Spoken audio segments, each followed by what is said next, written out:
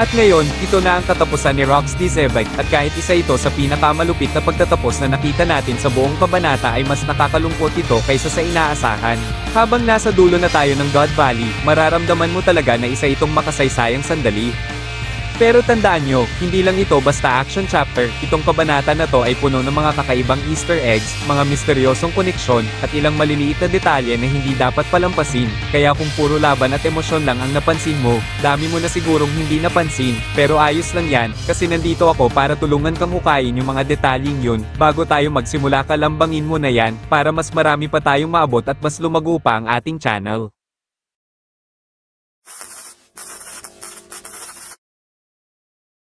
At dito na nga nagtatapos ang kwento ni Rox D. Zebek, ang isang taong sumabog sa kasaysayan ng One Piece bilang isa sa mga pinakamatinding halimaw na nabuhay. Pero sa kabila ng engranding laban at putok na parang dulo ng mundo, ang tunay na pagtatapos ni Rox ay mas malungkot at tahimik kaysa sa inaakala natin. Habang isinasara na natin ang kabanatang ito ng God Valley Incident, unti-unti na rin nating sinasaksihan ang pagguho ng alamat na minsang nagpayanig sa buong mundo.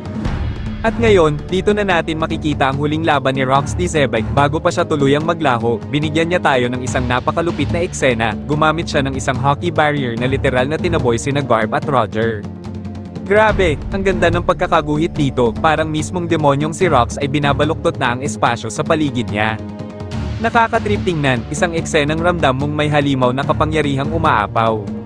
At syempre, matapos ang banggaang yun, nagkaroon na naman ng pagkahati ng mga ulap, yung paboritong palatandaan natin na ang labanang ito ay nasa top tier level. Kasi diba, sa One Piece, kapag walang pagkahati ng ulap, parang may kulang. Pero ang nakakagulat dito, mukhang si Rox mismo ang dahilan ng pagkahati ng ulap. Parang nung nag-Gear 5 si Luffy, siya lang halos ang bumiyak ng kalangitan sa sobrang lakas. Samantalang ang ibang ganun, karaniwan ay dahil sa dalawang kapangyarihang pantay na nagbabanggaan. Ibig sabihin, si Rox D. Zebek ay umaapaw pa rin ang puwersa niya hanggang sa huli. Pero sa totoo lang, nakakalungkot ito dahil ang buong chapter na to ay parang libing na para kay Rox D. Zebek. At dito natin makikita si Roger, nagbibigay ng isang emosyonal na eulogy para sa dati niyang karibal. Sinasabi niyang nauunawaan niya ang mga panghihinayang ni Rox, na parang alam ni Roger kung ano ang mga pangarap nito, kung ano ang gusto niyang makamit bago siya tuluyang mawala. At kung tutuusin, baka ito na mismo ang naging inspirasyon ni Roger, para tuluyang tahakin ang daan patungo sa dulo ng New World, sa mga Poneglyphs, at sa Laugh Tale. Kasi sa flashback na to, ang nakita natin kay Roger ay isang taong medyo joker. Parang hindi pa seryoso sa kanilang misyon, pero ngayon, maaaring dito nagsimula lahat. Maaaring sa huling sandali ni Rox, naipasa niya ang will o hangarin niya kay Roger, at marahil yun ang naging dahilan kung bakit naglayag si Roger hanggang sa dulo ng mundo. At ito ang pinakamasakit sa lahat, yung eksenang umiiyak si Rox habang nasa anyo siyang demonyo. Hindi ko siya ayaw dahil pangit, ayaw ko siya dahil masakit, nakakawasik ng damdamin. Kasi nasaksihan at nalaman natin na ganito pala natapos si Rox D. Zebek. Hindi sa ngiti, hindi sa tawa, kundi sa luha, siya lang, sa lahat ng kilalang D-Clan members, ang namatay na walang ngiti sa labi. At yun mismo ang dahilan kung bakit ramdam mong iba siya. Hindi ito karaniwang will ng di nakamatayan, ito ay literal na isang trahedya. At base sa reaksyon ni Roger, malinaw na hindi pa tapos ang kwento ni Rox D. Zebek. May koneksyon silang dalawa na hindi pa ipinapakita ni Oda. Isang ugnayan ng respeto, galit, at paghanga na sigurado tayong may pinagmulan. At kapag dumating ang araw na yun, kapag ipinakita ni Oda ang kabataan ni Roger, o kung paano nagsimula ang relasyon nila ni Rox, sigurado akong mas tatama pa at sasakit pa ng mas malalim. Ang eksenang ito ng dalawa nilang pagluha, baka nga magulat pa tayo. Paano kung magkaibigan pala sila noon, hindi sila estranghero, yan ang malinaw. At kapag nalaman na natin ang totoo, sigurado akong muling tatagusan tayo, direkta sa emosyonal nating bituka. Pero syempre, ang pinaka-highlights din ng kabanatang ito ay walang iba kundi ang pinaka-aabangan nating team up nina Roger at Garp laban sa nakakaawang si Rox. At grabe, inakala nating magiging epic showdown lang to, pero masakit pala sa damdamin kaysa sa inaasahan, hindi lang pala ito basta labanan, may bigat at kurot sa emosyon sa bawat suntok. At dito, si Garp din talaga ang highlight, kasi habang nakikipaglaban siya, nakita nating, ang dami niyang kahawig kay Luffy. Lalo na sa eksenang sinuntok niya si Rox diretso sa ilong, classic na Luffy move yun, si Luffy kasi, halos palaging diretsong sa mukha ang target. Gaya nung Gear 5 na suntok niya kay Kaido na literal na tumago sa ulo. At oo, parang simpleng suntok lang yan, pero may simbolo yan. Ipinapakita dito ni Oda kung gaano ka-simple at diretso ang style ng pamilya Monkey. Walang masyadong plano o tactical na diskarte, talagang pure willpower at raw strength lang. Wala silang pakialam sa unguarded spots o sa weak points ng kalaban. Ang gusto lang nila ay tapatan ng lakas at determinasyon. Pero sa kaso ni Garp, hindi nga gumana ang suntok na yun, agad siyang tinulak palayo ni Rox. Kahit ganun, malinaw na malinaw pa rin yung koneksyon ni Luffy at Garp bilang apo at lolo. Yung ugali, galaw, at determinasyon, parehong-pareho. At isang bagay pa na gustong-gusto ko sa part ni Garp dito, ay yung final attack niya sa dulo ng kabanata, gumamit siya ng Gatling style na technique, parang version niya ng Luffy's Gumo Gumo no Gatling Gun. Kung tutuusin, ito na yata ang unang beses na ginamit ni Garp ang isang multi-punch technique. Kasi sa mga laban niya dati, mas kilala natin siya bilang isang matinding suntok lang, yung tipong One Punch Man style. At bagay naman, kasi ang tawag sa kanya ay, Garp the Fist. Kaya sobrang astig makita siyang sumeryoso ng ganito, at kung ako lang tatanungin, gusto ko pa ng mas mahaba na ganitong eksena. At baka ko lang to ha, pero habang pinapanood ko si Roger sa laban na to, inaasahan kong makikita ko sa kanya si Ace, pero sa totoo lang, mas marami akong nakitang Zoro dito, lalo na sa panel kung saan bago niya ibagsak yung overhead strike niya, yung postura niya, at yung aura, sobrang Zoro vibes talaga. Ngayon, dahil sa bigat ng emosyon, tatalakayin naman natin to sa mas magaan na tono, dahil may ilang maliliit na detalye na hindi dapat palampasin, dahil sa kabanatang ito, opisyal nating nakilala ang isang karakter mula sa nakaraang henerasyon ng mga pineapple na ulo. Walang iba kundi si Polo, ang ama ni Marco the Phoenix. At kung pagbabasehan natin, malamang ang buong pangalan ni Marco ay Marco Graham, dahil mukhang may halong wordplay dito, halatang ginamit ni Oda ang salitang Marco Polo. At eto pa, hindi ito ang unang beses na lumabas si Mr. Polo. Nakita na natin siya dati sa chapter 1162, yung lalaking sobrang kamukha ni Marco, kaya nga noon palang sinabi ko na, aba, baka tatay niya to. Kaya habang inaantay natin kung paano tuluyang tatapusin ang legacy ni Rox D. Zebek, binigyan muna tayo ni Oda ng isang nakakatuwang sekretong Easter egg tungkol sa pamilya ni Marco. At dito makikita natin si Polo, literal na sinisipa si Silver Axe, kaya wala nang duda dito, malakas din talaga siya sa sarili niyang paraan. Pero alam ko rin na nitong mga nakaraang linggo, marami sa inyo ang hindi ganon ka-fan ng God Valley flashback na to. Ang tanong, bakit nga ba? Kasi parang lahat na lang may koneksyon sa isa't isa. Dito nga natin nalaman na anak pala ni Rox si Blackbeard, tapos ngayon malakas na hinalang anak naman ni Captain John si Eustace Kid, at si Capone Bedge raw ay may koneksyon kay Don Marlon, sina Carabo at Ochoako kay Ganzuan at Mr. Five. At bago pa nga magsimula ang flashback na to, may mga teorya na rin na si Brook daw ang ama ni Ginko. Kaya oo, literal na tatay ng mga tatay arc itong God Valley flashback.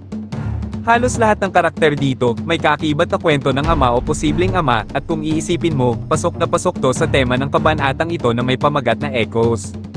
Malamang, ang gustong ipakita ni Oda dito ay kung paano kumakalat ang mga alon ng nakaraan, yung mga pangyayaring kahit matagal nang nangyari, patuloy pa rin ang epekto hanggang sa kasalukuyan, kaya nga sa dulo ng chapter, maririnig natin yung narration tungkol sa pagbagsak ng Rox Pirates at kung paanong ang mga echo o alingaw-ngaw ng pangyayaring iyon ay ramdam pa rin natin hanggang ngayon. At kung tutuusin, malaki ang bahagi ng buong One Piece sa konseptong ito, mga echoes ng nakaraan na humuhubog sa mundo ngayon. Ang kakaiba lang, kadalasan, ang echo ay humihina habang tumatagal. Pero itong mga God Valley echoes, ay habang tumatagal, lalo pang lumalakas. Halimbawa na lang, ang echo ni Captain John, na sa hindi sinasadyang paraan, siya ang naging dahilan kung bakit napunta si Shanks sa Oro Jackson. At ngayon, si Shanks mismo ay isang napakalakas na echo ng nakaraan, pero syempre, naging inspirasyon din siya ni Monkey D. Luffy, na siyang pinakamalakas na echo sa lahat, kaya masasabi nating, ang God Valley Incident ay hindi lang simpleng laban, isa itong malaking kaganapan na nagpasimula ng alingaw-ngaw, mga echo na hanggang ngayon ay patuloy na bumabalik at lumalakas sa kasaysayan ng One Piece. At eto na, madaling palampasin pero sobrang interesting na detalye, lumabas ulit si Hillbuster sa kabanatang ito. Kung di ka pamilyar sa kanya, si Hillbuster ay isang Easter egg character na naging protagonist sa one-shot manga ni Oda na Wanted. Makikita natin siya sa chapter 1165, bitbit ang isang sako ng kayamanan, at sa tabi niya, teka lang, isang pamilyar na multo, malamang, malinaw na pahiwatig yun na si Hillbuster ang dating gumagamit ng Horo Horo no Mi, o yung Devil Fruit ni Perona sa ngayon. At kahit mukhang random lang ang choice na to, yung pagbibigay ng fruit na yun sa isang background character ay direkta pala itong reference sa one-shot na Wanted. Sa kwento kasing yun, pinatay ni Hillbuster si Wild Joe, isang lalaking bumalik bilang multo para siya ay multuhin. Kaya consistent pa rin si Oda dito, kasi kahit doon pa lang, may koneksyon na si Hillbuster sa spiritual world. O kung hindi man, mas malalim ang ugnayan niya sa mga kaluluwang ligaw kumpara sa ordinaryong tao. Kaya sa madaling sabi, binigyan lang talaga ni Oda si Hillbuster ng sarili niyang One Piece version ng kapangyarihan, kasama pa yung kaibigang multo na palaging nakasunod sa kanya, at kalaunan, itong devil fruit na yon ay mapupunta kay Perona. At alam ko, ayaw ko rin sana masyadong i-milk itong Daddy Valley incident, pero eto, nakita na natin si Perona noong bata pa siya, at may dala siyang laruan na hollow, 'di ba? Kaya kung iisipin mo, posible nga na may koneksyon siya kay Hillbuster. Pero kung totoo yun, medyo nakakatakot isipin, kasi naging isa sa mga zombie generals ni Moria ang bangkay ni Hillbuster, at kung totoo ngang si Moria ang nakahanap kay Perona nung bata pa siya, isipin mo na lang kung pinatay niya pala yung tatay ni Perona, tapos siya pa ang nagpalaki sa bata. Grabe, ang dilim ng teoryang yun, posible nga, pero baka hindi rin. Ngayon, marami pang ibang detalye tungkol sa Rocks Pirates na tinapos na ni Oda sa kabanatang ito. At base sa pacing dito, mukhang hindi na natin sila makikita ulit sa natitirang flashback. Ito na kasi yung sandali kung saan tuluyang nagkawatak-watak ang Rocks Pirates. Pagkatapos ng gulo, bawat isa sa kanila ay naghiwa-hiwalay na dala-dala ang kani-kanilang yaman, parang nag-bring home lang pagkatapos kumain sa fiestahan, pati si Stussy, dala-dala rin ang bahagi ng kayamanan niya, na malamang ay ginamit niya para pondohan ang mga eksperimento niya sa siyensya, na kalaunan ay magbibigay daan sa pagkakatatag ng Mads at eventually, sa pag-clone niya sa sarili niya. Andyan din si Ganzoan, oo, buhay pa rin siya, at mukhang maayos lang ang lagay. Sa totoo lang, halos walang piratang nasaktan ng seryoso sa God Valley, maliban syempre kay Rocks D. Zebite, at sa mahigit 100,000 inosenteng mamamayan na walang awang pinaslang. At dito na papasok si Monkey D. Dragon, medyo nagulat ako na nandito pa rin siya sa God Valley. Ang dami kasing teorya noong nakaraan kasama na ako doon, na baka nailigtas na siya ni Kuma, base sa pagkakasunod ng mga panel. Pero hindi pala, nandito pa rin si Dragon, at ginagawa ang lahat para lang makagawa ng mabuti sa gitna ng kaguluhan. Kung tutuusin, parang sinasabi ni Emporio Ivankov kay Kuma noon, na kung makapagsalba tayo kahit isang buhay man lang, panalo na tayo, pero sa kaso ni Dragon, ni isa, wala pa siyang naililigtas. Kaya sa desperasyon niya, napilitan niyang bantaan ang mismong nakakataas sa kanya. At ito ang nakakabilib, habang ginagawa niya yun, pinapanood siya ng mga mamamayan, at makikita mo yung tapang at puso ni Dragon. Pero sabay rin, napakadelikado ng sitwasyon niya, kasi sa puntong to, hindi mo na alam kung paano pa siya makakaligtas. Akala natin nung nakaraang chapter, nasa pinakamadilim na sandali na si Dragon, pero hindi pa pala. Habang pinapanood natin ang mga nangyayari, may eksena pa kung saan si Imo ay patuloy na sinasaniban si Saint Saturn, at grabe, para sa akin, isa ito sa mga pinaka-nakakatakot na drawing na ginawa ni Oda. Hindi lang basta creepy, literal na nakakakilabot. Mas nakakatakot pa nga siyang tingnan dito kaysa nung lumabas siya bilang demonyong sumisibol mula sa katawan ni Saturn. Ngayon, ginagamit ni Imo si Saturn sa parehong paraan kung paano niya sinaniban si Gonko sa modern day.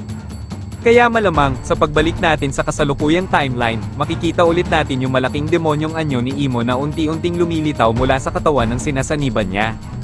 At ito ang pinakamasakit sa lahat, yung eksenang umiiyak si Rocks habang nasa anyo siyang demonyo. Hindi ko siya ayaw dahil pangit, ayaw ko siya dahil masakit, nakakawasik ng damdamin, kasi ganito pala natapos si Rocks D. Zebite. Hindi sa ngiti, hindi sa tawa, kundi sa luha, nakakalungkot man isipin, siya lang, sa lahat ng kilala nating D-Clan members, ang namatay na walang ngiti sa labi. At yun mismo ang dahilan kung bakit ramdam mong iba siya. At bagamat mukhang dito na nagtatapos ang God Valley incident, iniiwan pa rin tayo ni Oda sa isang malabong pagtatapos. Habang nag-zoom out ang panel palayo kay Demon Rocks, palayo sa God Valley, hindi natin tiyak kung ano nga ba talaga ang nangyari sa kanya. Higit sa lahat, hindi pa rin natin alam kung paano tatanggalin ang impluwensya ni Imo sa kasalukuyan. Kaya malinaw, marami pang sikreto si Oda na itinatago sa atin, pero kayo, ano sa tingin nyo ang ibig sabihin ng ending na to? Ito na ba talaga ang katapusan ng God Valley, o umpisa pa lang ng mas malaking revelasyon? Ilagay nyo ang teorya nyo sa comments, dahil, sana hindi pa tapos ang kwento ni Rocks D. Zebite. Salamat sa panonood guys, hanggang sa muli, ingat po tayo sa paparating na malakas na bagyo.